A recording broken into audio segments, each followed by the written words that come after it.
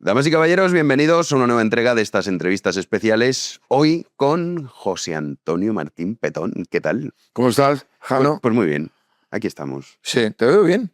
Sí, ¿verdad? Yo creo que estás en uno de tus mejores momentos de forma. No, eso no es verdad. ¿No? No. ¿No te consideras...? Bueno, porque hace calor y a ti el verano te afecta. Me afecta mucho. Sí, yo no soy de calor. Lo llevo Fíjate que muy eres mal. de una tierra en la que concilian bien el calor extremo en algunos momentos, pero la temperatura bonancible también que hay en invierno, en tu Sí. tierra valenciana. Sí, para ser del Mediterráneo, pues fíjate, Sí. no, el calor lo llevo fatal. Pero esto es una cosa familiar, ¿eh? Yo creo que es ¿Sí? hereditario. Sí, toda mi familia estamos en ese barco. Lo pasamos mal, pero mal de verdad. O sea, Sí. estas bodas que se hacen ahora en julio, y dices, pero hombre, ¿cómo pones una boda en julio? Yo no puedo ir a la ceremonia, así que me desplomo. Y luego tampoco vas al banquete Sí, ni a eso los... sí. Sí. Eso ¿Has llegado a pagar por no ir a una boda? He pagado y no he ido a una boda. Sí. Eso ha pasado. Sí. Sí. Sí. Las bodas daría para un programa, ¿eh? Wow, que te da para un programa formidable. Sí, porque las bodas ha cambiado mucho. Luego te voy a ¿Qué preguntar prefieres, un de entierro o una boda? un entierro, evidentemente. Si está bien hecho, además, el entierro Un entierro es una cosa solemne, la Sí. gente va mejor vestida, porque claro, no Sí. se pueden permitir la imaginación, ¿no? O sea, hay como No. ustedes que ir de negro y no hay tu tía. Y es más sincero. Sí, más sincero. Bueno, más... no sé qué. Habría que reflexionar sobre eso. No me sé a las bodas, vas porque, pues a ver, Sí, te hace macho, ilusión, pero no es lo mismo. Ya, Cuando se muere pero- alguien que quieres, lo sientes mucho más. El otro día me hablaban de un personaje histórico que tuvo un episodio de delirium tremens ya en los últimos días de su vida. Y el doctor que estaba allí acompañando a la familia, cuando vio que el tío empezaba a decir, estoy muerto, pero me están llevando, qué bien voy en el ataúd, veo a las multitudes, cómo sufren, qué bien, no sé qué. Menciona concretamente a la mujer de un periodista destacado que está en el primer piso, despidiéndole con un pañuelito y una lágrima y tal, va recordando historias del ayer. Y le empiezan a preguntar la familia y contesta, y el médico dice, no, cállense, que le van a cortar. Y está en un episodio de delirio que sorprende porque el tío no había hablado después del ictus durante un montón de tiempo. De hecho, deja de hablar y no habló nunca más y al día siguiente murió. Entonces, claro, el tío había visto algo que todos deseamos, nuestro propio entierro. Hombre, a todos deseamos. Sí, ¿no te encantaría ver tu propio entierro? Mira mierda seca, sí, que el cabrón este ahora viene aquí. Sí, ahora, a buenas horas. Ya, no sé. No, Sí. yo creo que una vez ya fue. Eso pues ya está fue, en ¿no? la literatura y algo parecido hizo Fernando Villalón. Fernando Villalón, que es uno de los grandes desconocidos a la generación del 27, te sonará por una frase. Él era un aristócrata sevillano que estaba enamorado del mundo del toro, poeta grande, Fernando Villalón, muy amigo de Ignacio Sánchez Mejías, que le rescata cuando se arruina comprándole su biblioteca, y se arruina porque decidió hacer una ganadería de toros gigantescos con los ojos verdes. Qué guay. Y la elabora. Pero claro, Ignacio decía, pero si es que son acorazados Potenkins, o sea, si es que ¿quién va a torear eso? Te vas a arruinar, y se arruina. Bien, este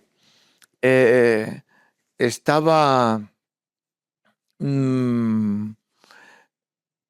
introducido en el espiritismo y tal, y había persuadido de seguirle en esas cuestiones sofrólogas y tal a su mayordomo, su hombre de confianza, y quedaron los dos en que cuando el primero que palmara se le iba a presentar al otro inmediatamente para decir, pues joder, es verdad, hay cielo y no sé qué y tal. Bien.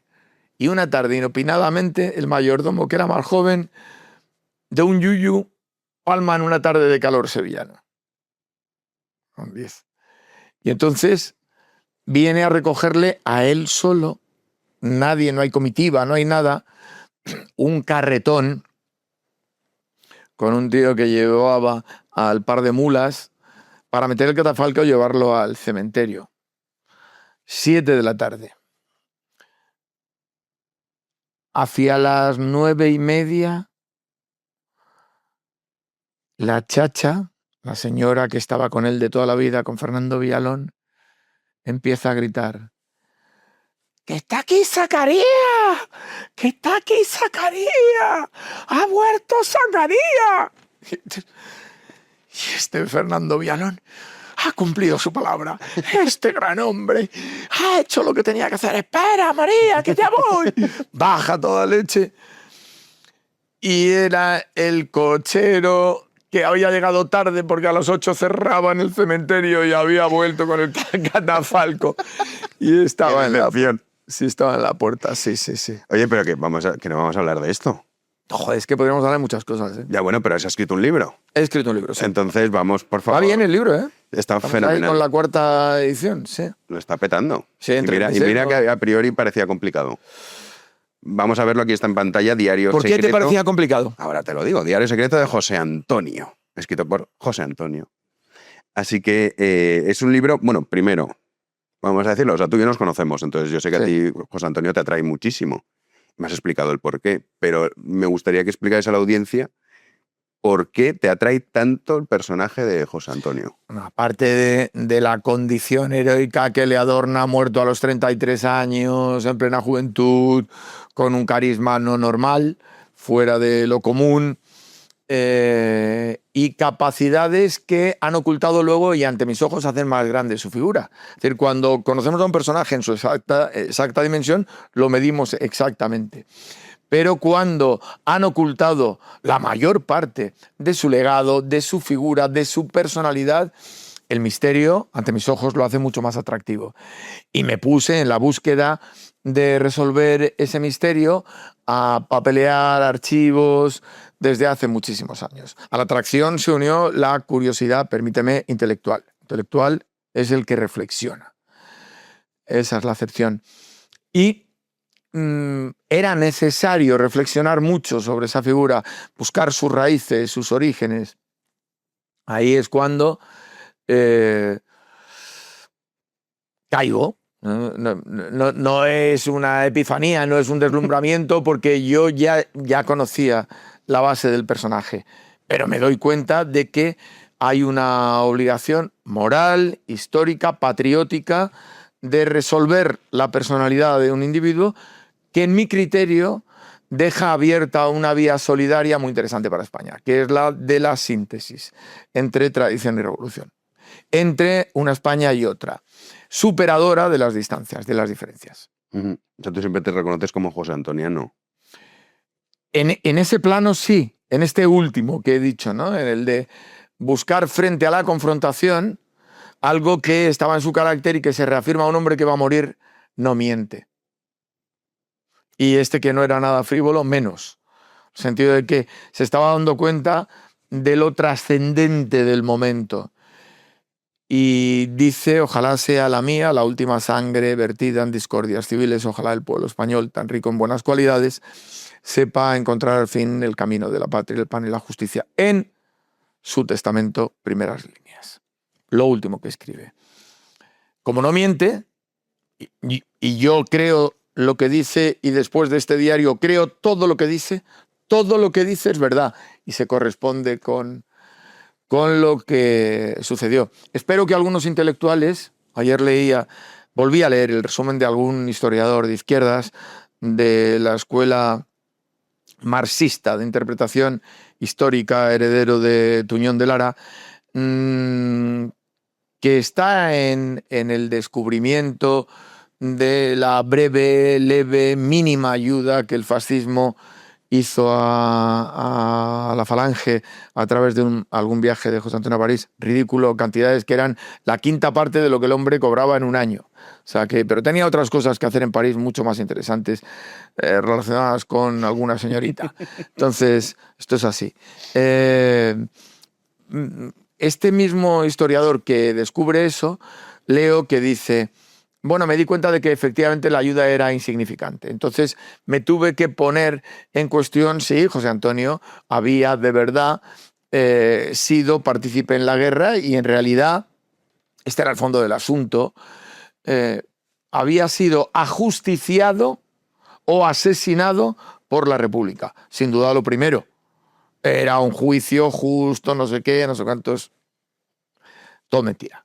Él fundamentaba eso en que terminaba lacónicamente. José Antonio fue un traidor. Traidor a la República y, en su criterio, por propiedad transitiva, traidor a España. No solo no fue un traidor, sino lo que dice y que organizó con los generales Goicoechea y Pedro Sainz el golpe de Estado. En el libro se demuestra por sus propias palabras todo lo contrario. Todo lo contrario. José Antonio, y es otro de los documentos que se aportan, hay más de 70 documentos inéditos, y uno muy interesante es una carta de su principal colaborador, su secretario casi personal, también lo era del bufete, Andrés de la Cuerda, camarada falangista desde la primera hora, suyo, con el chofer que lo había sido su padre y estaba con él preso en la cárcel de Cádiz. Y escribe que ha habido un intento de golpe de mano aquí en el que colaboraba Ramiro Ledesma, estaba Ansaldo, sobre todo Ansaldo. Ansaldo era un monárquico infiltrado en la falange para conducir la incipiente falange recién nacida a convertirse en una guardia de corps de la derecha, especialmente monárquica, lo que luego sería Acción Española, ahí sí, Pedro Sainz. Como José Antonio se niega, su secretario dice, no conocen a este hombre, no saben quién es insobornable, y que han decidido entonces acabar con él, incluso físicamente, algo que luego le reconoce a Ansaldo, el día que José Antonio le dice fuera de aquí, de la falange, no se lo niega, que estaba en el punto de mira y que como se había convertido en un obstáculo porque era insobornable, le iban a levantar la cabeza. O sea, así directamente. Eso no sucedió, pero a lo largo del diario se va viendo en su propia correspondencia cómo, por supuesto, es excluido de la reunión del 8 de marzo, que es cuando se muñe el golpe de Estado en la calle General Arrando, casa de un diputado socialista, uno de los validos, de los protegidos más especiales de Gil Robles, hijo de un general, con unos cuantos generales, entre los que están Mola y Franco. Naturalmente José Antonio ni idea, la falange ni idea, está postergada y no se enteran hasta bastante más adelante. Finales de marzo empiezan a oírse rumores y él habla de los rumores. Dice, parece que están los generales y que quieren dar un golpe militar. Militar, pero ¿cómo se puede dar un golpe militar? Dice él. Es la política la que tiene que salvar el país, no un golpe militar. Más adelante, el último día del diario, 29 de marzo, dice, lo último que se escucha es que van a dar un golpe de Estado, 2 golpes de Estado, 3 golpes de Estado. Y a la falange la quieren considerar como una manumitida, que es la última palabra que encontré y que de modo simbólico no he puesto. De la transcripción que hago del diario solo faltó una palabra, esa que descubrí más tarde, pero ni en las ediciones posteriores he querido ponerla. Que la gente trabaje un poquito, como hice yo, y aparece manumitida, que es...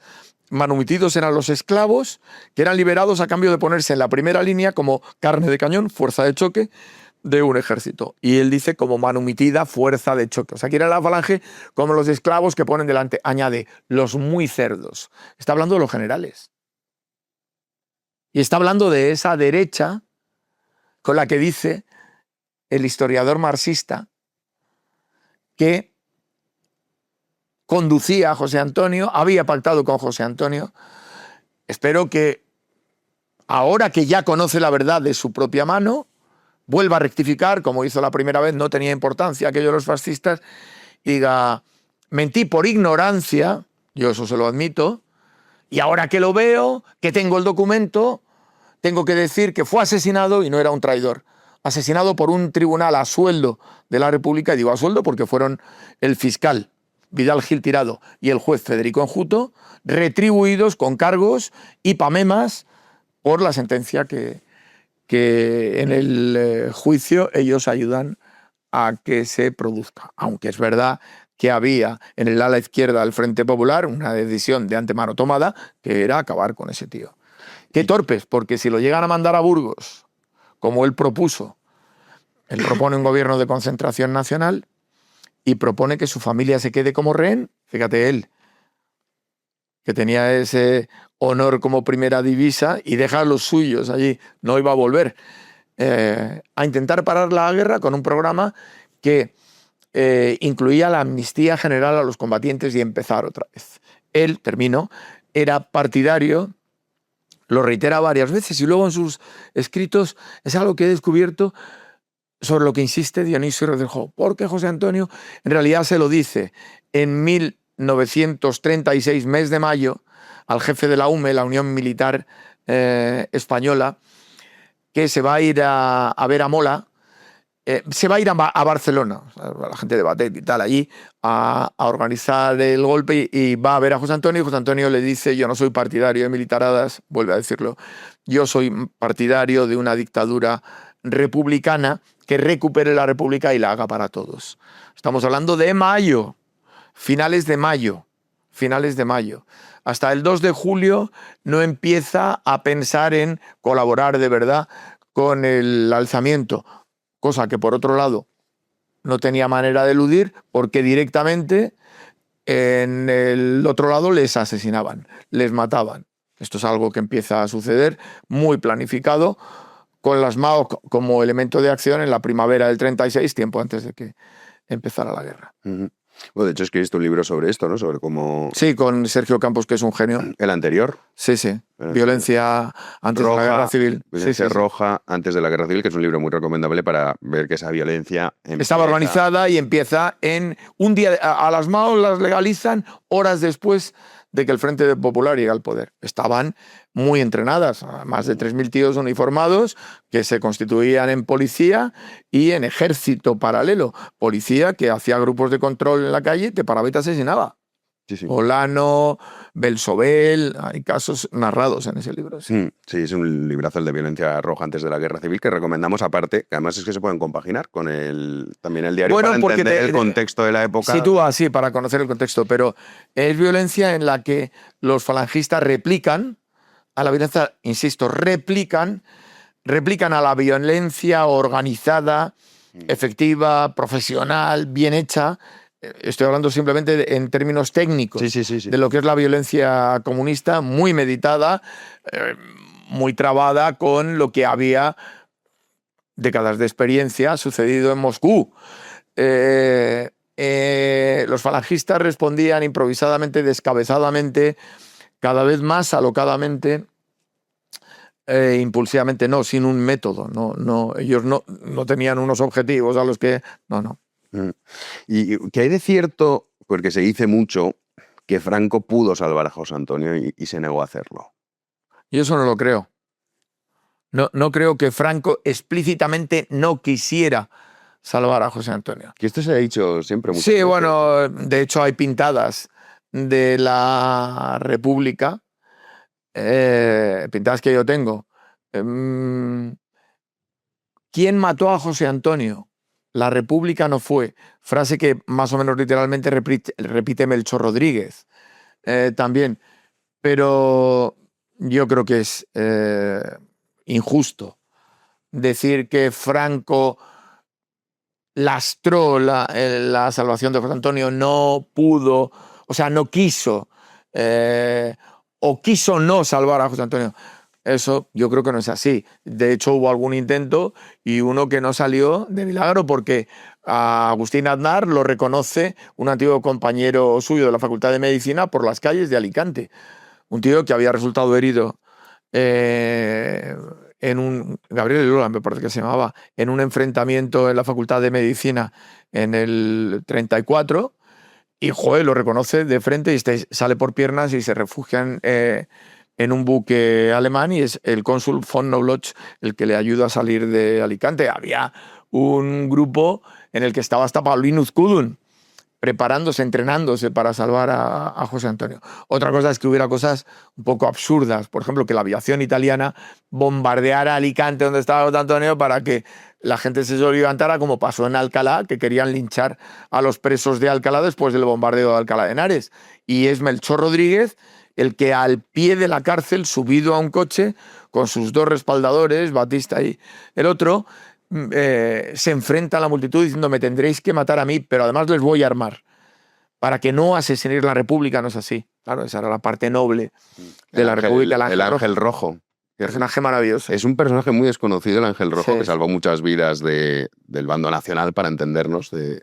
Con unos cuantos amigos de esos está en YouTube, nosotros teníamos un grupo que se llamaba Melchor Rodríguez Blue Band, y hace décadas ya íbamos el día de la muerte de Melchor a la calle Fomento, que está al lado de la comisaría de Leganitos, está Fomento aquí, y en la esquina la comisaría. O sea, fíjate, nos recordaba un poco a los viejos desafíos de los tiempos universitarios, cuando por zoquetes íbamos a la trena por desafiar al franquismo a su heredero Arias Navarro con 16 o 17 años, que yo me zampé 2 de esas.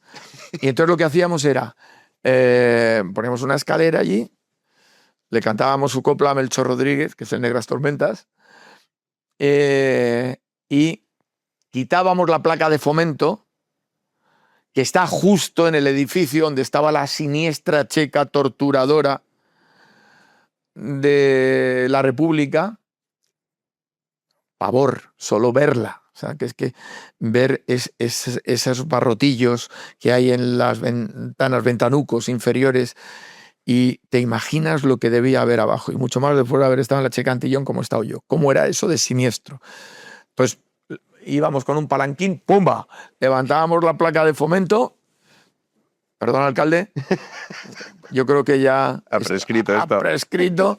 Y todos los años les hacíamos la cusqui porque poníamos calle de Melchor Rodríguez. Y eso duraba 4 o 5 días. Es que Melchor Rodríguez, esos personajes, podías escribir sobre él, porque es verdad que nos ha escrito mucho, salvó muchas vidas siendo, digamos, pues eso es el Ángel Rojo, y de hecho el día de su muerte, muchos miembros franquistas fueron a su entierro. ¿Hombre? Y se permitió durante el franquismo que se entonase la Internacional. No, ¿No? ¿Esto es falso? es totalmente falso. Ah, vaya, joder, ya me has jodido un mito. Que no te lo he fastidiado. Porque ibas bien y vas a poder seguir concursando. Lo que sucede es que efectivamente muere Melchor, y él tenía buenas relaciones, especialmente con un ministro, Alberto Martín Artajo, que recordaba en nombre de muchos, de Félix Rodríguez, de un montón de gente, del padre Félix Rodríguez, de un montón de gente, lo que había hecho Melchor Rodríguez. Para ellos ya era el Ángel Rojo. Entonces, Melchor era el que había conseguido que uno de los 2 hermanos Arniches, Álvarez Quintero, Carlos Arniches era uno solo, y del Atleti. Uno de los hermanos Álvarez Quintero, que muere en plena contienda en la calle General Arrando, fuera al cementerio con una cruz en el ataúd. Eso lo consigue Melchor Rodríguez. Entonces Alberto Martín Artajo consigue, impone, y ahí van todos los compañeros de los viejos tiempos de la CNT, aquellos falangistas como su respaldador, Batista y tal, que habían colaborado con él contra la represión en plena República, trabajando con él, viviendo con él en la misma casa.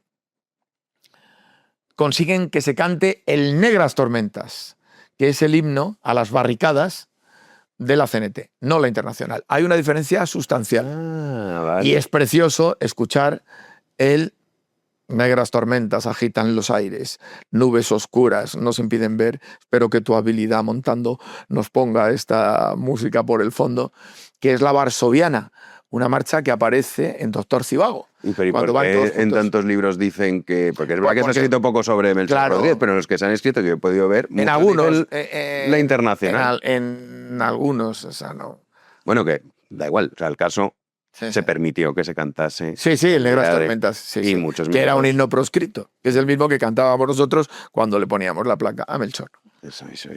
Bueno, volvemos a José Antonio. Venga. Después de... Es que Melchor Rodríguez, de verdad, tenéis que escribir el próximo libro sobre él. Yo hice un epílogo para una novela que escribió un descendiente directo de Melchor, que es Rubén Burén, con Joaquín Leguina. Que además fue una historia fascinante porque cada uno estaba haciendo una cosa semejante y yo los uní. Y me honro con su amistad y con cenar con ellos de cuando en cuando, que estaban en la pelea por, como tú dices, reivindicar la figura. Pues sí, De Melchor. el ángel rojo, pero volvemos a José Antonio. ¿Qué relación tenía entonces con Franco? Porque no sé cómo hemos acabado con Melchor Sí, Rodríguez. no, de antipatía, y además de antipatía profunda. Se llevaban muy mal Franco y José Antonio. Antipatía profunda. Y es que creo que no se llevaban, pero cuando se llevaban muy mal. Sí.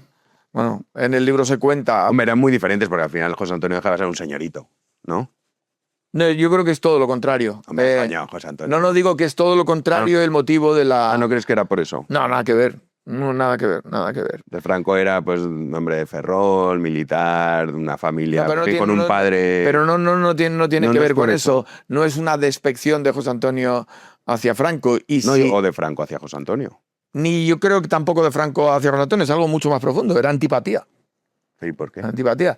Pues José Antonio le achacaba falta de coraje, seguramente equivocado José Antonio en ese juicio, porque lo que tendría que haber interpretado mejor era frialdad, viscosidad y todo eso, que Franco era un hombre de pensamiento lento, pero ya hemos visto que muy determinado, o sea, muy decidido, nada de dudas. O sea, es que yo he llegado a leer que Franco era un tipo afortunado y casi un diletante en operaciones militares. Joder, macho, es que la evidencia no se puede negar. Estamos hablando de todo lo contrario. Bien, pero políticamente era un señor conservador, un monárquico, sí egoísta, en el sentido de hacer todo bien y celar su propia figura, su persona y el núcleo que a él le importaba, como ejemplo. Yo descubro ahí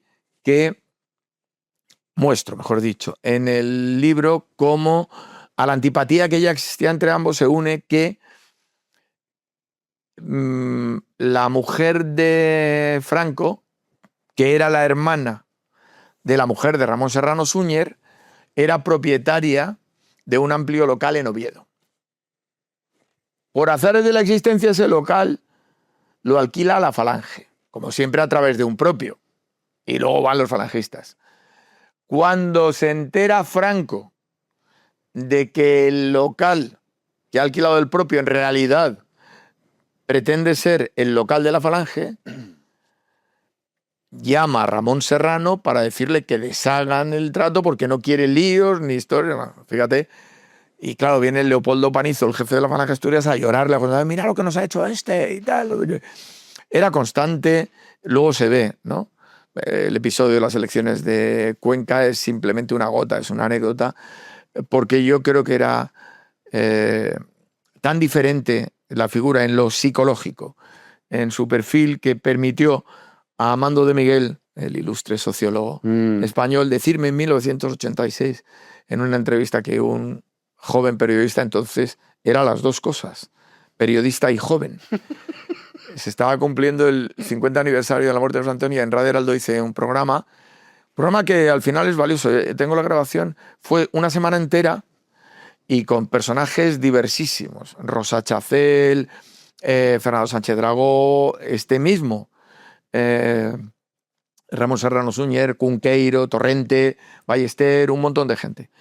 Y Amando de Miguel decía que era un sarcasmo histórico que estuvieran juntos en el mismo cajetín de la historia. Es que es pasmoso. Y encima físicamente pegados al Valle de los Caídos, Franco y José Antonio, que eran tan distintos políticamente, tan distintos, tan diferentes, y tan distintos, tan diferentes en lo humano. Es que no se parecían nada en nada. O sea, es imposible que estén juntos. Para estar juntos tienes que poner a otro que estuviera también distanciado. Es decir, yo qué sé, tendrías que haber puesto entonces a José Antonio en el medio, traer hazaña de su un descanso francés y ponerlo, bueno, Azaña, Franco, José Antonio va a equidistar, ¿no? Intelectualmente, de hecho, incluso José Antonio se podía entender mejor con Azaña. En el libro aparece también algún documento, alguna carta de algún familiar de José Antonio que habla cómo dejaban la casa, el tío Antón le dejaba la casa de la calle Almagro para reunirse seguramente con Azaña. Lo dice la propia familia. Sí, sí. Sí, a ver, José Antonio era un intelectual, Franco no. Eso está claro. Esa es una de las grandes diferencias. El señorito es una cosa que se te ocurre a ti porque A lo ver, eres. A ver, Y no, pero es verdad que hoy esto ha pasado en la antigua Grecia, los que dedicaban a filosofar y a este tipo de cosas intelectuales. despreciar a los demás. No es que despreciaban a los demás, que también, sino que, que tenían tiempo para ello. O sea, Sí. esto es así. Este no, tenía no es poco ninguna tiempo. coña, no es ninguna coña. Este tenía poco tiempo. De hecho, llegaba muy tarde a las tertulias por la noche, a las 11 de la noche. Se acostaba tarde y dormía poco. Sí, pero José Antonio, o sea, la vida de José Antonio no es la vida de Franco. No tiene nada que ver. Claro. La de José Antonio es verdad que es una vida aventurera en ese Madrid de 1930 a 1936. Aventurera de las aventuras madrileñas, aventuras con señoritas, aventuras con los amigos, aventuras políticas, aventuras... Y la de Franco es una recia aventura Sí, militar, muy dura. heroica en ocasiones, casi constantemente en su tiempo de África. Mm. Que es que, o sea, que también se le ha negado valor al tío. Tiene mucho mérito. Es una cosa que, claro, pero es que cada personaje tiene su lugar en la historia y hay que ponderarlo exactamente como es. Entonces, no me gusta Franco. Entonces, Franco era un mierda seca. No, señor. No, tenía una serie de valores que tiene usted que reconocerle porque eran reales. Y en algún caso, en un tamaño extraordinario. Digo extraordinario, fuera de lo común. Sí, bueno, esto es verdad que hay muchos historiadores, digamos, de izquierdas, comunistas, que reconocen esa valía Hay algunos, sí. de Franco y también se reconoce digamos, el valor intelectual de José Antonio. Algunos, Sí. no todos, no todos, Sí, no todos. sí, sí. De José Antonio, porque ahora te preguntaré cómo llevas la polémica que ha suscitado el libro, pero antes te quiero preguntar, ¿qué es lo que más te molesta que se dice a diario o comúnmente sobre José Antonio que tú sepas que es mentira? Y de esto que se está contando sobre José Antonio, por ejemplo, comentabas, ¿no?, que estaba del lado del alzamiento, tal, y todo esto. Eso es lo más importante. Eso. Eso es lo más, que él organiza el golpe de Estado desde el principio, que colabora, que lo muñe y tal. Eso es asombroso. Después de encontrar el diario y tal, bueno, yo ya tenía esa seguridad, por así decir, esa convicción, pero ya si lo escribe él, ya eso es incontestable. Bueno, es que hay muchísimas cosas. Todo lo que no es verdad me molesta.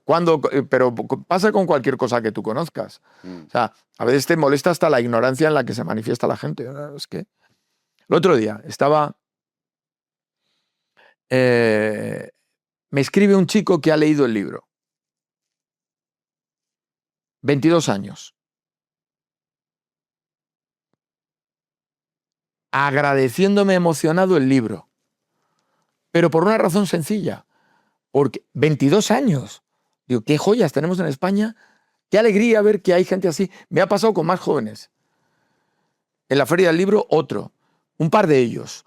Pero este me escribe y me dice que tiene preparado un trabajo de fin de carrera sobre José Antonio y el krausismo, que lo llevaba haciendo mucho tiempo, que al leer el libro se ha sentido confortado porque lo que dedico a José Antonio y el krausismo es muy poco en realidad, porque si no ya me tenía que ir a un ensayo y el libro, si se va a los afluentes y pierde el cauce del río, se hace imposible, de imposible lectura.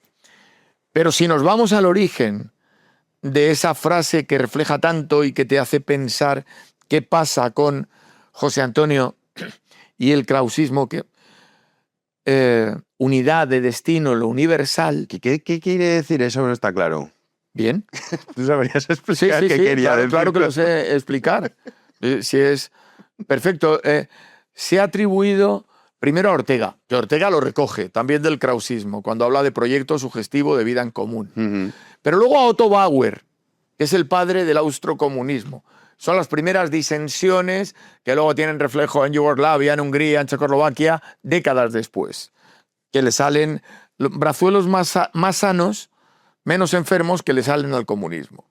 Y habla una unidad de destino. Pero antes, mucho antes, en 1866, Giner de los Ríos, el padre de la institución libre de enseñanza, krausista, está hablando de unidad del destino en la patria. O sea que ya está definiendo que tú puedes ser valenciano y amar extraordinariamente el arroz. Y digo el arroz porque es que tengo algún amigo en la tele, en tertulias futbolísticas, que cuando habla de los garbanzos de España se viene arriba. Puedes, pero te lo hago más bonito. Puedes amar el azul del Mediterráneo cuando ves a Andía.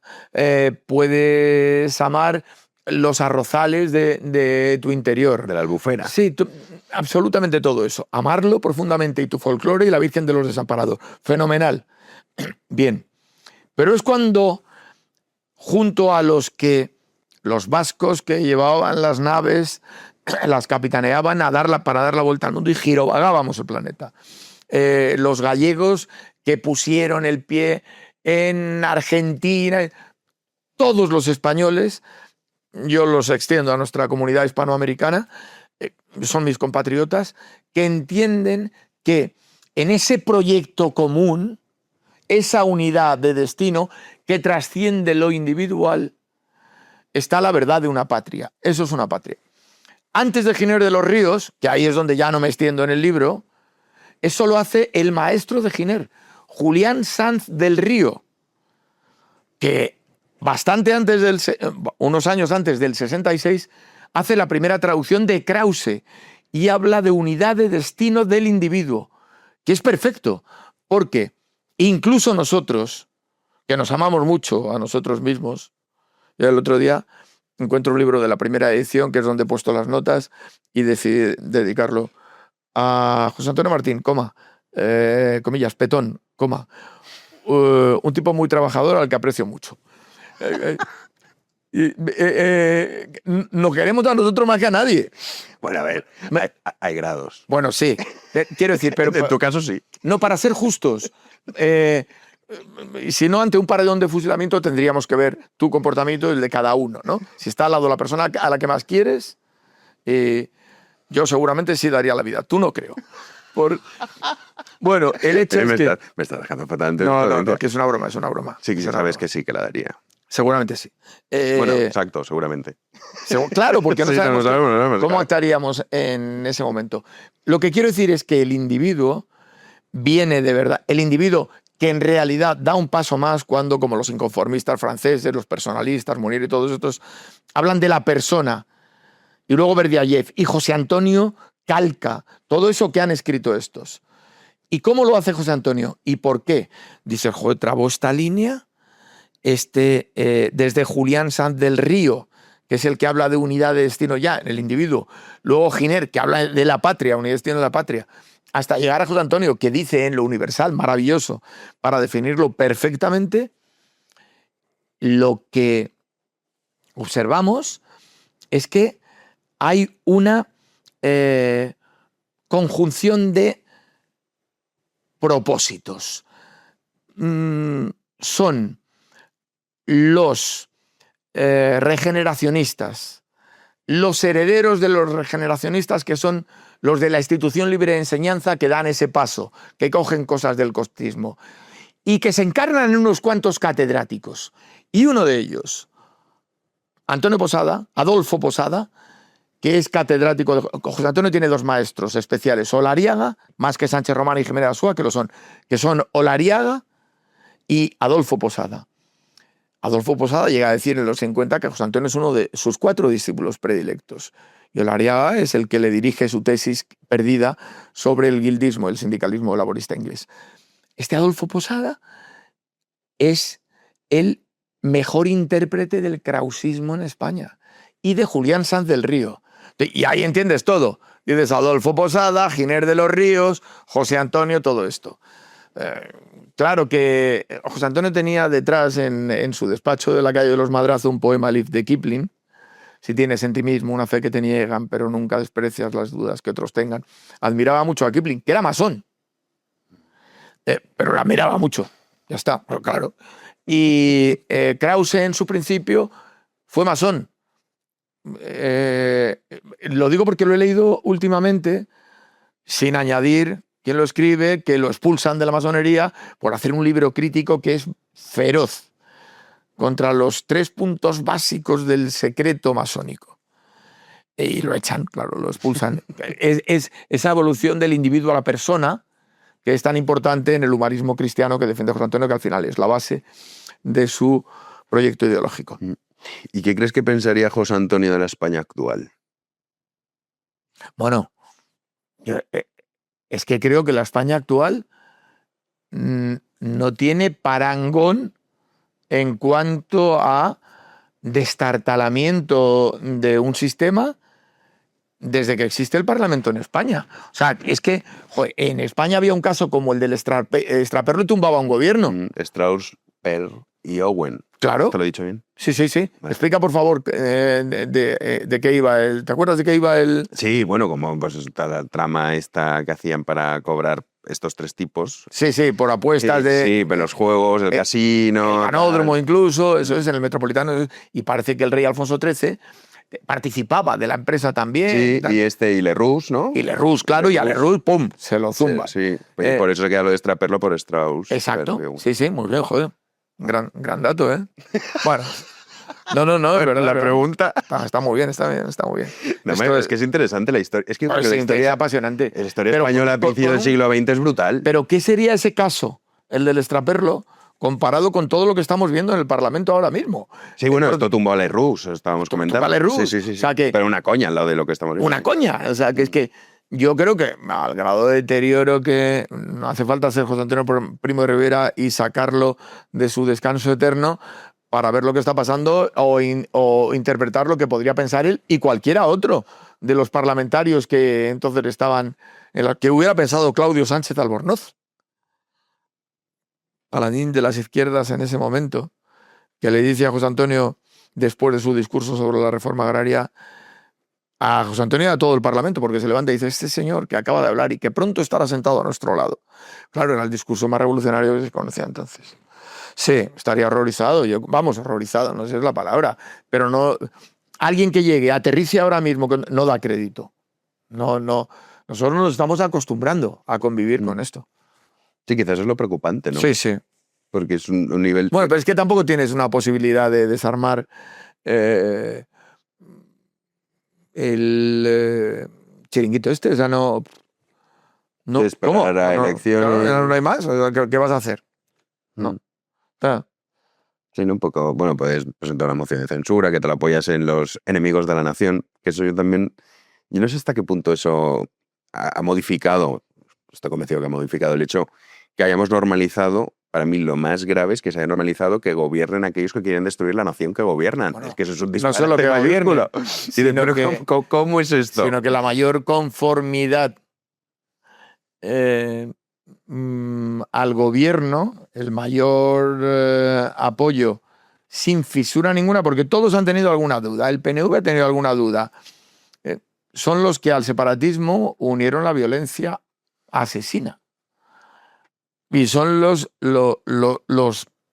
primeros solidarios con gran poder de refuerzo del gobierno actual. O sea, que es que a cualquier socialista de los que nosotros conocíamos hace 20 años le horrorizaría la posibilidad. No darían crédito. Bueno, es la profecía, ¿no? De veremos cosas que dijo la madre de... Claro, sí. Que no se le harán la sangre. Pachi, veremos cosas que no se le harán la sangre. Sí, y es verdad. Pero se ha normalizado, ¿eh? Ya se da...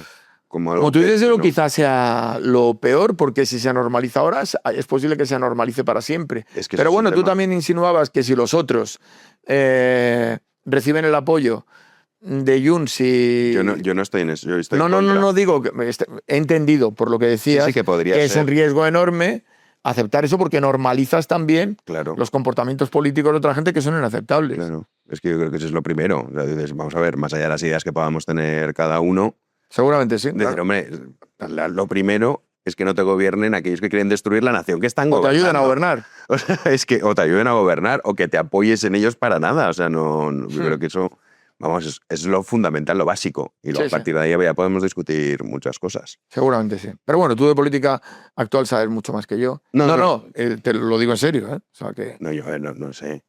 tus análisis, Pues, con los que no siempre eso. estoy de acuerdo, como sabes. Sí, casi nunca estamos de acuerdo, de hecho. Eso. De hecho, ni en el fútbol, que vamos a hablar un poco de fútbol. Venga, vamos a hablar de fútbol. Todo el mundo sabe que Petón es del Atleti. Pero antes de hablar de tu Atleti, me gustaría hablarte del fútbol moderno. A mí, por ejemplo, ahora con el Mundial, pausas de hidratación, el VAR, a mí yo estoy muy en contra del VAR. O sea, creo que la esencia del fútbol, o sea, ya lo estoy viendo más como un espectáculo, que para mí el fútbol fuera coñas, era otra cosa. O sea, trascendía, digamos, el espectáculo deportivo. Ahora es como... Yo lo entiendo, porque un tío como tú, valencianista feroz, que se ha criado en el amor a esa escuela de Mario Kempes, que hizo historia en el fútbol nacional, se sienta traicionado ahora por los nuevos usos. Ah, no, que eres del Madrid. Sí. Qué raro, ¿no? Siendo de Valencia. No, mi familia paterna es de aquí. Ya. Entonces, pues al final... Lo tienes que... Yo soy de Mou, ¿eh? O sea, yo ahora estoy muy, muy metido. ¿Eres más de Mou que del Madrid? O sea, ¿eres del Real Madrid? Del Real Madrid, sí. No sé, del Madrid, pero es verdad que Mou me ha motivado. O sea, el año pasado no me gustaba el equipo. ¿Y no lo apoyabas? No, quería que perdiesen para que así cambiasen de entrenador y echasen unos cuantos ¿Tú jugadores. eres más de Riquelme o de Florentino? De Florent. A pesar de que haya prohibido fumar en el estadio, cosa que me parece fatal, a pesar del nuevo estadio, que no me gusta nada, que se ha convertido, hablábamos de eso, el Bernabéu antes era un estadio de fútbol. Ahora es un complejo en el que de vez en cuando se juega al fútbol. No tengo criterio porque no he estado, pero en el anterior sí estuve muchísimas veces. El anterior molaba. En el primero, el primero es del 47. Vale, yo tan mayor no. Que es curioso lo de la bendición del estadio. 1947, pero yo empiezo a verlo, claro, pues a mitad de los 60, ¿no? Yo vivía al lado. Entonces, en el quinto de mi casa teníamos un matrimonio, Emilio Galán y Teresa, mujer, que eran maravillosos, no tenían hijos. Yo era una especie de adoptado, eran madridistas feroces. Entonces aprovechaban que mi padre era pluriempleado y volvía a las 10 de la noche para llevarme a unos partidos que había los miércoles en el Bernabéu, que jugaban los que no jugaban del Madrid, los suplentes, entonces no había cambios, contra equipos, y recuerdo por ejemplo un partido contra el Sanse, que era el filial de la Real, que estaba en segunda división. 5-1 ganó el Madrid. Jugaba siempre Manolín Bueno, que era el suplente de Gento, que jugaba siempre, no se lesionaba nunca, ¿no? Y este era bueno, Manolín. De hecho, cuando se lesionaba Gento, alguna vez que sucedía, con que jugara 2 partidos le llamaban a la selección a Manolín Bueno también, al gaditano Manolín Bueno, sí. Total, que claro, no consiguieron doblegar el alma recia de aquel muchacho que no entendía todavía que lo que estaban utilizando era el rudimentario método de quitarte tus colores llevándote a la belleza, ¿no? El que gana siempre y tal. El Atleti ganaba mucho, pero yo iba al Metropolitano con mi padre los domingos. Iba desde los 8 meses. Si hubiera tenido criterio para comparar, yo no sé si entonces, ahora sí lo haría, hubiera defendido que el Metropolitano era mucho más bonito que el Bernabéu. Muchísimo más bonito. Lo cual es insostenible desde el punto de vista estético. Pero yo sé que tendría argumentos para defenderlo. Pero vamos, ardorosísimamente. El Bernabéu, en mi memoria ahora recordado, puede que sea el campo más bonito que yo he visto en mi vida. Aquel Bernabéu. El de ahora no. Esbelto, elegante, incluso el sitio donde estaba, ¿no? Que estaba mucho más abierto, tenía la piscina del Madrid, un campito de tierra al lado, se paseaba por una calle estrechita que era la del Padre Damián, había un parquecito al otro lado del campo hasta la Castellana. Y precioso el campo en sí mismo. Lo de ahora, desde fuera, que es como yo lo veo, me parece espantoso. Es horrible. O sea, por dentro no cambia tanto. ¿Es incómodo? Bueno, pues, por ejemplo, los palcos VIP son más cómodos los del Wanda que los del Bernabéu. No existe el Wanda.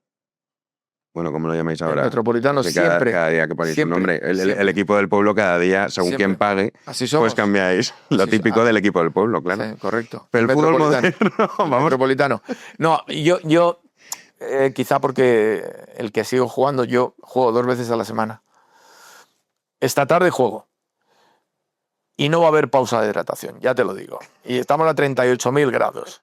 Pero nosotros tenemos 1 hora alquilada, macho, y si perdemos 1 minuto, es una pérdida fatal. La rentabilidad, claro. Claro, entonces, efectivamente, como tú dices, no nos sometemos a pausas que no han sido necesarias nunca. Es que... Bueno, pero yo creo que es un aditamento, que es un aliciente para el fútbol. Y Bueno. gana como en la maratón el más resistente. Y si hubiera un oso que saltara al campo a pelearse con él, habría que aceptarlo. Esto es así. Es que o sea, una de las razones por las que dicen que han puesto esta pausa es para meterte también anuncios en la pausa. Yo creo que es la primera razón. Es la primera. Pues entonces, es que es por eso a mí el fútbol, mira que me encantaba, ¿eh? O sea, me flipaba. Pero luego, la época de Mou, estuve muy... Luego cuando se fue Mou, pues bien, pero no de la misma manera. Y ahora es que he perdido un gol. Ay, espérate el VAR. O sea, es como que la esencia es como un espectáculo yankee. O sea, digamos que se ha hecho el fútbol estadounidense. Queridos amigos, ya saben que en este canal, en Big One Media, el sustento nos lo dan ustedes, nuestros oyentes, nuestros televidentes, pero también, sobre todo, nuestros socios. Así que les animamos a que se sumen a ese club de socios, que además tienen muchísimas recompensas. Hemos ampliado esa manera de agradecerles que nos apoyen cada mes para que nosotros podamos estar aquí cada día. Y les animamos a que se sumen a nuestro club de socios de bigonemedia.com para que podamos continuar con esta labor. Y daba igual, ¿eh? Que fueras a jugar a Sestao, a Al Sadar, a Gijón, a Atocha. No recuerdo especialmente así a la defensa del Depor, por ejemplo, o a la del Celta. Bueno, el Celta más. Pero nosotros íbamos a jugar contra Las Palmas, que era... entonces, en aquella segunda, Las Palmas estaba en primera, tenía el filial, con Mamé León, que desde que me llamó para ficharme al Palmas fue hasta que murió un amigo entrañable y lo sigo siendo de su familia. Yo he llegado a jugar con los veteranos de Las Palmas muchas veces solo porque me llamó para fichar y yo le dije que estaba a mitad de carrera y que no podía ir. Eso ya a mí me daba razones para jugar con los veteranos de Las Palmas, hay que tener morro.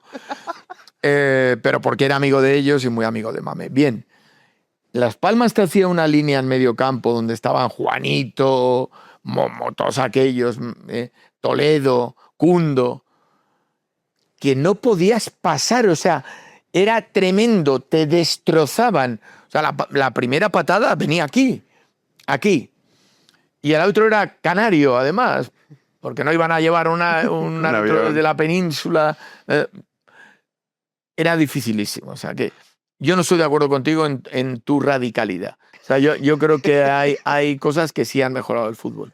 Y de hecho, si hubiera existido el VAR, tendríais alguna Copa Europa menos. No. Y la justicia le habría dado al Atlético de Madrid una copa, que es la de los 95 centímetros de Sergio Ramos, que Guindastis, latrocinio, y está en el lugar equivocado. Mira, yo fíjate que yo en eso hay muchas veces cuando el Madrid empata contra un equipo, no quiero decir menor, bueno, sí, para que se entienda, un equipo que a priori es fácil de ganar. Y no estamos hablando de ese caso. Y sí. Y nos dicen, es que nos han robado un penalti. Y dicen, mira, no.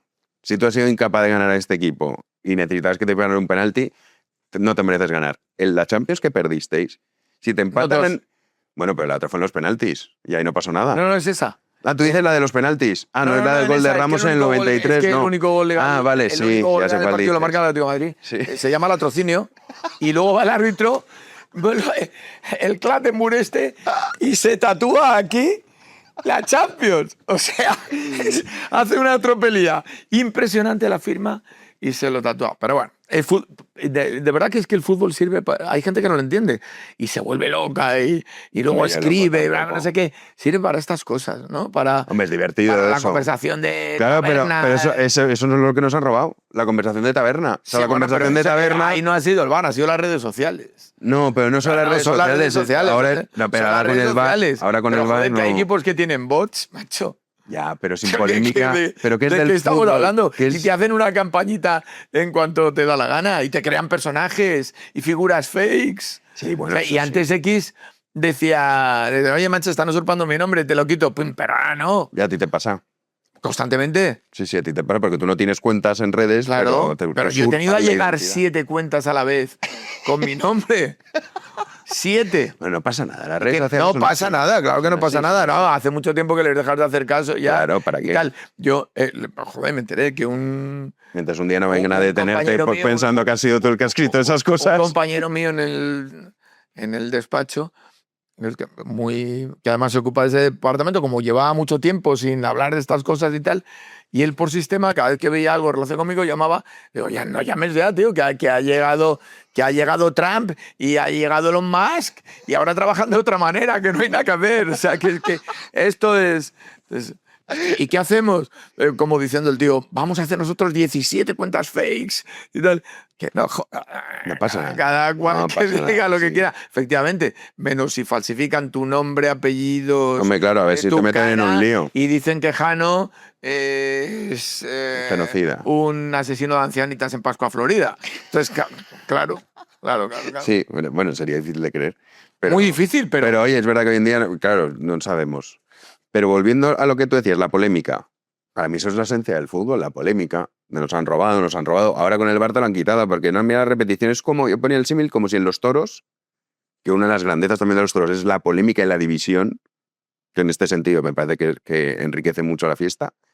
De repente viésemos por la tele a ver si el pase estaba cruzado, si no estaba cruzado, si ha rozado, si no ha rozado, si la espada ha caído o no ha caído. Entonces le quitas la esencia, la Pues a pureza. mí Y en el fútbol a mí me pasa pues eso. Y a mí, o sea, gol, bueno, gol o no. No me consta, pero no. estoy seguro de que hay presidentes en alguna plaza que tienen una tele debajo, aquí un poquito,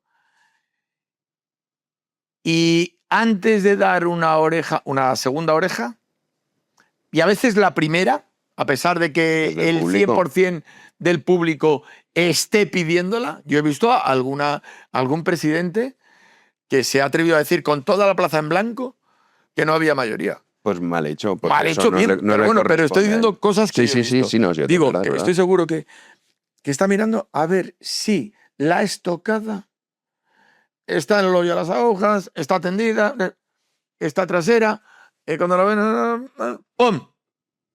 Ya, pues mal. Pero no sé, Mal. y a mí me... Pero vamos, al final el VAR es el asesor. Sí, pero una cosa es el asesor que con sus propios ojos lo ve y otra cosa es... Bueno, a lo mejor también tiene la tele debajo. Bueno, ya sí no lo sabemos, pero el caso a mí me ha quitado, no lo sé, o sea, esto genera mucho debate. A mí me falta la esencia y la pureza del fútbol. A mí el fútbol moderno no me gusta, me aburre. Bueno, Porque es como un espectáculo, se ha convertido en un business que quizás siempre lo ha sido. No puedo solucionarte, lo voy a intentar. No, yo quiero saber tu opinión, no quiero que... ¿Ya la has oído? O sea, que es que en términos generales tiendo a pensar como tú, en algunos concretos, por ejemplo, lo del VAR, mucho menos utilizado, me parecería bien. Pues ve la picaresca del equipos argentinos, de los equipos duros, que es de lo que vivían. Eso, claro, ahora ya no se puede.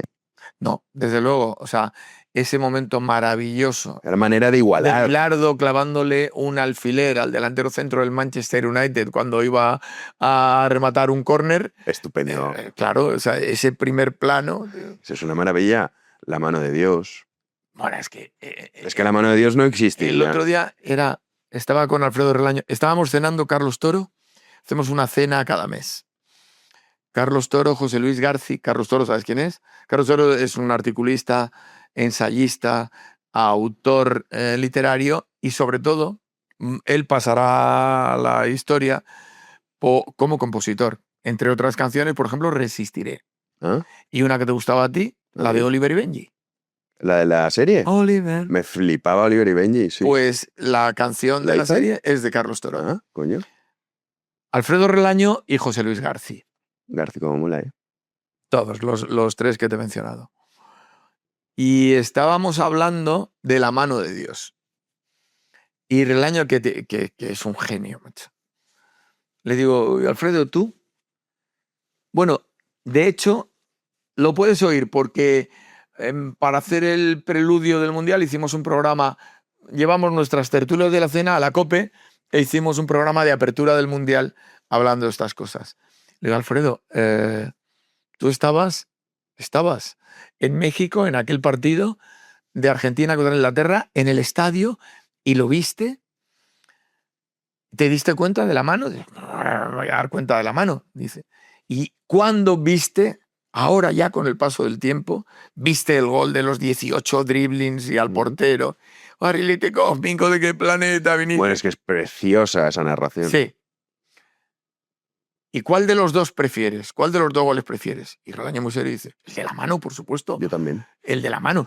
Y es que, lo admito, o sea, el de la mano es una genialidad tan bien hecha, tan magnífica, que sí encarna toda esa picaresca del fútbol. El arte. El poder engañar a todos, a los contrarios menos a dos de un defensa. Ni el portero lo ve, o sea, el portero está dudando. Sí. Me la ha colado, ¿no? Es que tú, y yo lo sigo mirando por la tele y no lo veo. Sí, es verdad que está muy bien hecha, sí. Pero es que por eso, ¿ves? No existiría. Que esto además lo decía mucho Loco Gatti. Sí, claro. Y tenía toda la razón. El fútbol es... ¿Echas de menos? Sí. Yo el Chiringuito lo pongo a veces, sobre todo los días importantes me lo pongo, pero claro, Loco Gatti lo echo mucho de menos. Porque es que yo estoy muy de acuerdo con sus tesis, ¿no? El fútbol es de los vivos, que decía él. Loco Gatti, cuando estaba en Madrid, vivía cerca de Príncipe de Vergara, con Diego de León. Y ahí en un chaflán hay una cafetería donde él iba a desayunar. Iba también uno de los grandes genios del fútbol español, en cuanto a su personalidad. El hombre que tiene el récord de suplencias en el Atlético de Madrid imbatible. 11 años, 10 temporadas suplente, Miguel San Román, portero del club al que yo escribí el libro de su vida, se llama Blanco ni el orujo, las 4 vidas de Miguel San Román, porque fue empresario de boxeo, trajo a Cassius Clay, a Ali, a España, era un genio. Director de canasteros, el primer tablao importante de España, un galán, era un galán, y futbolista. Muy parecido a Juncal. ¿Te acuerdas de la serie? Sí. Paco Rabanne, me parece que era Juncal. No, eso no lo sé, pero sí, es la serie mítica. Esto lo sabrás tú mejor, y es que esas cosas me pierdo. Paco Rabanne era, creo, sí. Y Miguel se juntaba, Miguel San Román, Pechuga, jefe de los veteranos del Atleti, mi jefe, por lo tanto, se juntaba con Loco Gatti cuando coincidían. Y Miguel me decía que igual estaban 3 horas, los dos porteros, hablando de todo, lo divino y lo humano. Nunca estuve en un café con ellos dos. Uy. Y te digo que hubiera pagado, pero seguro. Una entrada, o sea, 2 condiciones. Pagas y además no dices nada, no tienes derecho ni a hablar ni a preguntar, solo a escuchar. Sí, tío. Es que yo reivindico ese fútbol que reivindicaba el Loco Gatti. Y creo que nos lo han robado un poco. También los precios, por ejemplo, otra cosa que no me gusta nada de la época Florentino es que ir al Bernabéu es imposible. O sea, se ha hecho para el turismo, para los que vienen de fuera a verlo, que sí, que muy bien, yo entiendo que es un negocio, no te estoy diciendo... Pero yo creo que el fútbol, o creía, me pasa un poco cuando también lo mismo con los toros, trasciende más que el espectáculo, creo que es algo que va mucho más allá, sin ir a entrar a la locura. Yo sé que duermo por la noche si nos pegan una paliza siendo el Madrid, pero sí que creo que hay algo más, que no es como otro deporte. O sea, que esta no es ni la NBA, ni es el béisbol. Yo creo que las entradas son carísimas, es todo como un show, un espectáculo. Eso lo estudió muy bien un paisano tuyo, Vicente Verdú, que ya murió, gran sociólogo, que hablaba del fútbol como guerra tribal. Es que cada equipo es un clan, es una tribu. Entonces es mucho más... Y cada uno entiende la vida de una manera. Total. Por ejemplo, él decía, y yo se lo copié y aprovecho para decir hoy, el copyright, por tantas veces que no lo he dicho, que el Atlético de Madrid era un club, había un seguimiento muy cercano, y su gente entendía al equipo, a la tribu, al clan, como misión. Madridista no, pero bueno, es una forma de ver el fútbol. El madridista es un exigente, en mi criterio, socio del Liceo o del Palacio de la Ópera, porque está acostumbrado al éxito como única respuesta, y cuando no lo tiene, pues el murmullo sordo que abruma al futbolista con poco espíritu, la bronca, sí, es una forma de entenderlo. Y yo no sé si yo prefiero la mía, entender a mi equipo como misión, a mi escudo y a mis colores. pero no me atrevería a decir que la tuya es peor que la mía. No, Son diferentes. son diferentes. Y esa es la gracia también. Luego cada estadio tiene su personalidad, Ujú. que hasta eso también está desapareciendo un poco. Sí, sí, En la también. Premier League, por Todos se ejemplo, parecen. cómo molaban los estadios de la Premier. Ahora Sí. queda el del Fulham, que mola un montón, Joder, tanto. pero ya Yo creo que debe ser monumento histórico. El chalet del fondo debe ser monumento, sí. es que es estupendo. O sea, que tú entras y es otro ambiente. Y ahora también incluso los estadios modernos que están haciendo la Premier les están quitando eso. Porque se parecen todos. Sí, es todo lo Es que mismo. es que es un hasta coño. Anfield Road, que era... Es que tenía... Yo casi... No sé si me tocó alguna vez. He ido muchas veces a Anfield Road, por razones que podrás comprender. Pero... Por Torres, por Fernando Torres. y por Antonio Núñez. Es verdad. O sea, que Es verdad, es verdad. Es verdad, Entonces, Núñez, es verdad. tenían una especie de barras allí de unas columnas que te evitaban un 10% del campo. Si estabas ahí, eran no muy gordas, pero redondas, entonces tenías que girar la cabeza, darle al de al lado. Es que hasta eso era hermoso. Mm. Casi había que pagar más por ponerse detrás de la columna. O sea, sí. Pero ahora, un voladizo del arquitecto Steiner Hilding, que es un fenómeno. Sí, pero es verdad lo que tú dices, que se despersonaliza el club y su ambiente. Sí, el antiguo estadio del West Ham, por ejemplo, Ojo. compáralo con el de ahora. Sí, sí, sí, con ese olímpico, ¿no? Que no tiene nada que ver. Sí. Y yo creo que esas cosas solo explicaba muy bien Luis Aragonés.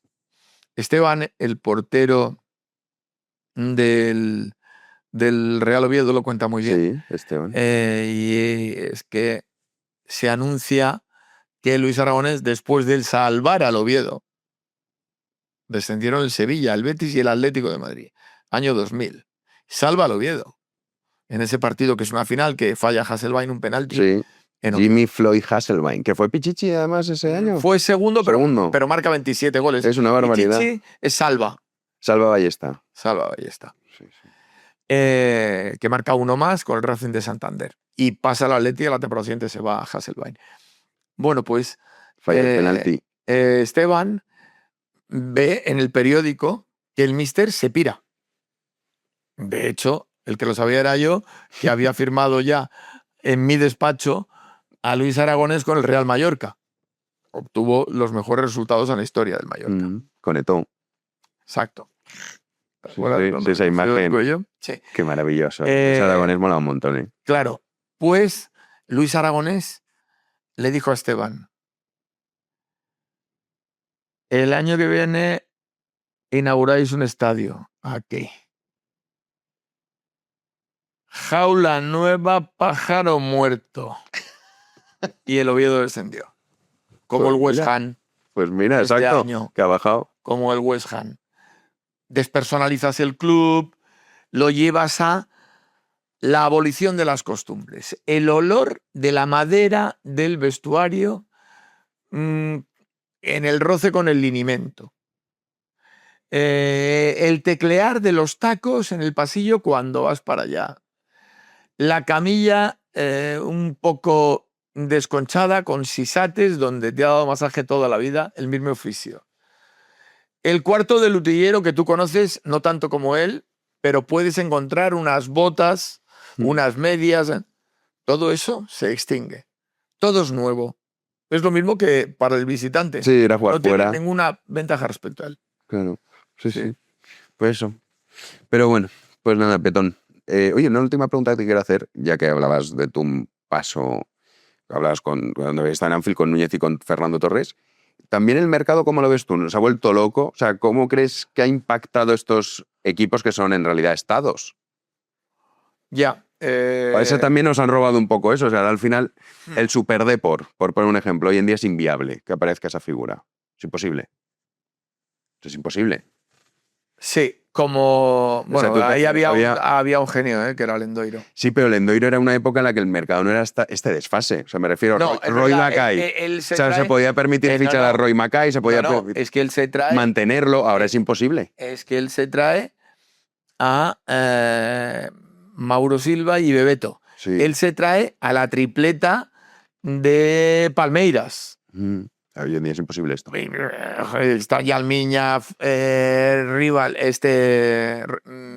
Rivaldo. Que luego lo ficha el Barça el último. O sea, 5.000 kilos, que como él decía, a mí me han dado 5.000 kilos, que es muchísimo dinero. 5.000 kilos. Pero esos 5.000 kilos me hacen daño. Dice, porque me quitan un futbolista que podía haberme hecho campeón de liga antes. Tenía razón. Que aún así lo ¿Verdad? Y consiguió. eso vale mucho más, y en aquel tiempo más todavía, que 5.000 millones. Sí, pero hay una imagen, un superdepor es inviable. Sobre todo es inviable por comparación, porque los que sí tienen o grandes fondos o sobre todo estados detrás, Claro, es que es el PIB de un estado hecho club de fútbol, entonces ya me dirás.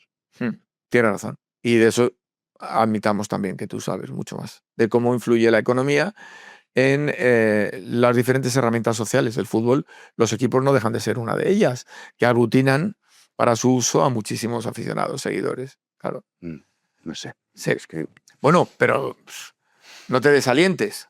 hombre, sí, un poco sí. Porque a mí, por ejemplo, en la época del Depor yo iba con el Depor, aunque era del Madrid. Me gustaba eso. La época que le ganamos la Liga a la Real Sociedad, cuando estaban Ijati, Kovacevic y De Pedro, yo iba un poco con la Real. Decía, coño, qué heroico. Sí. Que estos tíos con este equipo, que Nijat era muy bueno, que Kovacevic era muy bueno, Y que De Pedro Pedro. muy bueno. Y Además de dices, Pedro, tipo valiente.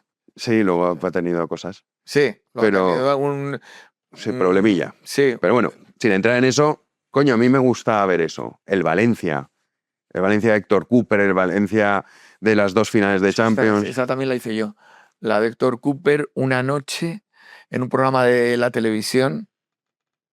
Que fumaba, cómo molaba eso también. No le dejan ni fumar a los entrenadores en el No banquillo. fuman, es verdad. Es que está una mierda, o sea, me refiero, lo han Tú quitado, sabes, o sea, que también al falso principio todo, que fumaban, sobreactuado, que esto es espantoso. Claro. Menotti, con el cigarro ahí. Hombre, Héctor Cooper con el pitillo. Sí, sí, sí, Ancelotti, el pobre, con los chicles para arriba y para abajo todo el día, claro, me lo dejan fumarse un pitillo tranquilo. ¿Fumaba antes Ancelotti en el banquillo? Supongo. No lo sé, yo es que lo recuerdo ya cuando vino aquí al Madrid. Pero bueno, esa época, ese Valencia, hoy en día es que es imposible. O sea, en cuanto tienes 2 jugadores que destacan, te los quitan, ya está. Sí. Y ahora encima han entrado los árabes, porque antes eran los clubes estados de aquí, digamos, que estaban asentados en Europa, pues que ahora se te van a la Liga de Arabia Saudí. Y claro, ¿y cómo compites contra esa peña? Es imposible. Sí, económicamente no. No puedes. Entonces no se pueden dar esas... No puedes. El romanticismo del fútbol. No puedes. Hay futbolistas que se han ido antes de tiempo allí. Sí, ¿cómo se llamaba este chiquito del Celta? Sí, que está en el Oporto. Ahora, Gabi Veiga. Eso. Gabri Veiga. Pero claro, decían, no, mucha gente lo criticaba. Dices, oye, primero soluciono mi vida, porque luego una lesión, el fútbol es muy complicado, Sí, tú bien lo sabes. Sí. Entonces, yo no sé, pero no sé, a mí me falta ese punto romántico, eso nos quedan los toros. Sí, no te lo puedo solucionar. Voy a intentarlo.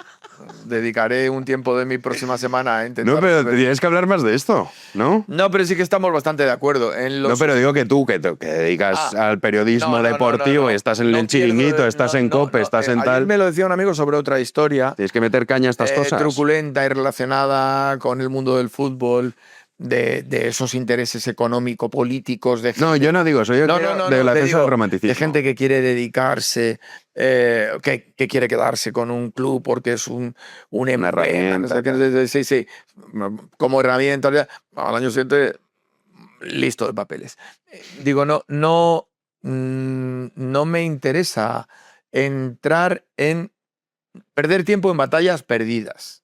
Es decir, cuando esto del fútbol que tú estás planteando es una batalla perdida para ti. Si te lo tomas de esa manera, o sea, terminarás dejando de ir al fútbol. Sí, yo, No hay nada. yo dejé de ir al Bernabéu cuando prohibió fumar Florentino. Ya está. Bueno, pues En entonces, pista de fútbol sin poder fumar. ya está. Pues no vas a volver a ir. Porque eso no va hacia atrás, va hacia adelante. Va hacia adelante. A lo mejor ahora con Mou hago una excepción, porque es que Mou mola tanto. Pero ¿por qué te mola tanto Mou? Hombre, su carácter. Es ese último romántico del fútbol. El fútbol de esperar al árbitro a la salida. ¿Te recuerda a Viriato? Poco sí. Paulillo Ibero. Un poco sí. Lusitano. Sí. No, pero es verdad, me mola eso. La picaresca, el de pierde tiempo para que nos expulsen con el Ajax. Claro, todo eso ahora ya, como todo además con los móviles y todo, pero la foto esa de Mou, esperando al árbitro a las salidas, eso es maravilloso. Sí. Eso Con es el las manos fútbol. Sí, con las manos ahí. Esa foto es extraordinaria. Acercando la cabeza con el hombro ahí. ¿no? Sí. Ya. Eso mola. Pues nada, Petón, recomendamos de nuevo, claro, nos hemos ido, mira el fútbol Sida. A ti que te gusta el No, fútbol. es que como nunca que hablamos... cualquier otra cosa y la peña no lo sabe. Ya, es que no, o sea, a ver, no hablo nunca si nunca hablamos de O sea, y te fútbol. has soltado hoy, ¿no? Y ya, como ya que estás tú, pues bueno. Sí, Sí, eso pero... me ha pasado toda la vida, macho. Vamos a hablar de fútbol, no me interesa nada, tronco. Pero bueno, yo te quiero mucho y... Sí, bueno, ya no has dicho nada. Te he hecho preguntas y no has contestado. No, sí, joder, yo creo que te he dado titulares con lo del fútbol. El titular es tu libro Diario Secreto de José Antonio, escrito por José Antonio Martín Petón. Oye, ¿Petón por qué? Porque eso se lo preguntará mucha gente. Dirá, oye, ¿por qué Petón? Yo, de pequeño, era guapísimo. Y Haces bien en recalcar el pasado. Llevaba, claro. Mi madre me llevaba por ahí, todo el mundo decía, qué guapetón, qué guapetón, qué guapetón, qué guapetón. Me quedé con lo de Petón. No. Es mentira. O sea, de José viene... Sí, en la radio, macho, cuando les vacilo con estas cosas... No, es que mientes muy bien, ¿eh? O sea, estas historias que cuentas de mentira a mí me has colado hasta el final que digo, joder. Pero, primero que no es mentira, es un vacile. O sea, Bueno, ya, sí, hay una broma. que es gloriosa, la cuento siempre con mi amigo Javi, que es un compañero de la radio, jovencito. Y un día estábamos en el Metropolitano y antes de empezar el partido, dice, porque joder, estuve jugando al mus, macho, y le miro. El mus. Era primavera. Y yo tendría 18, 19, porque yo creo que estaba en el Cara, ese día no entrenaba una tarde primavera, pero un día ceniciento gris con mis amigos, con Ramiro Gallardo, Lalo Freire, no me acuerdo quién era el cuarto. Bajábamos por Costa Rica y había una zapatería que se llamaba La Veloz, gallega. Los chicos eran gallegos, olía a ese cuero, a ese engrudo que hacían para pegar, maravilloso. Lo tengo todavía, es freudiano, como la Magdalena de Proust, una cosa así. Bueno, total, que nos metimos en un bar que había enfrente, que era un bar de pueblo, con las mesas de la plancha de mármol, las sillas de enea de madera, marrón oscuro y tal. Llovía al otro lado del cristal muy fino, se pone a llover un poquito, joder, qué horizonte más malo para una tarde de primavera.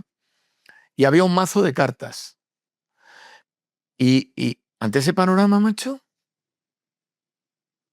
me pongo a pensar un poco, inventé el mus. Esto es mentira. Eso es lo que Javi, le digo a Javi, inventé el mus. Y dice, Javi, no jodas. Inventaste el mus. O sea, hasta el extremo de que hoy Ramiro es uno, y es verdad, es uno de los grandes campeones de España de mus. Gracias a ti. Discípulo de aquel día. Y que yo abandoné la práctica de ese noble deporte porque, claro, conocía todos los secretos. Entonces, si jugabas tú, ganabas. Claro. Y el tío, un día en la radio, pasa el tiempo y dice Paco González, joder, tal, ¿qué estáis haciendo ahí? Joder, si es que estoy jugando al mus. Dice Javi, sí, lo inventó Petón. ¿Cómo? Como un día que me preguntan, digo, ese tío es un psicópata querulante. Y la pregunta que se les ocurre hacerme no es ¿qué significa un psicópata querulante? ¿Y de dónde viene la palabra querulante? Ahora, tú fíjate ¿qué se le ocurre a un tío en un programa de radio? ¿De dónde viene la palabra? Digo, coño, del general Querul.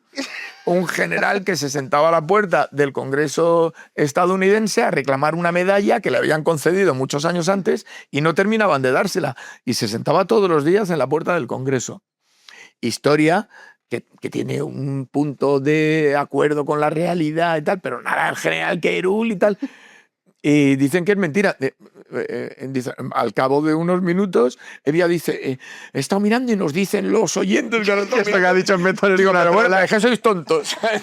No, pero es que la cuentas muy bien, claro. Claro, pero A mí- me doy cuenta de que tengo que cosas que yo doy por sentado, que van a entender que es un vacile. No, porque las cuentas muy bien, sobre todo son los datos, los detalles que das, ¿no? que entonces que hacen que sea más creíble. Yo como ya te conozco, sé que todo es mentira. Claro. Pero te he visto hacer esto en Sí. muchas ocasiones. Sí. Y el de enfrente no decir nada y se ha ido a su casa pensando que la mentira que le habías contado es verdad. Y luego irá por ahí diciéndolo. Pero que no es mentira. O sea, y si está también contada, es verdad.